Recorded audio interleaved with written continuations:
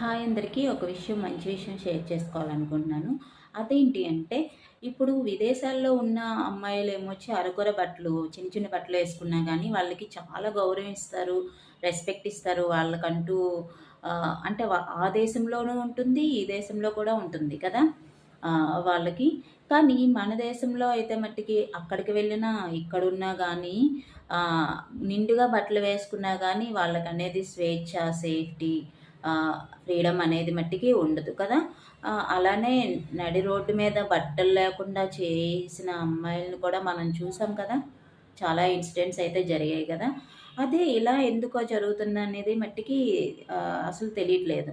అలా అని చెప్పి ఎక్స్‌పోజింగ్ అంటారు కానీ, కొంతమందయితే చాలా అందరూ ఎక్స్‌పోజింగ్ అయితే చేయరు గదా! చాలామంది నిండుగా వేసుకునే అమ్మాయిలు కూడా ఉన్నారు. అసలు జరిగేది కూడా నిండుగా వేసుకున్న అమ్మాయిలకే ఇలాంటి ఇన్సిడెంట్స్ అయితే జరిగాయి కదా! మనకి తెలుసయితే.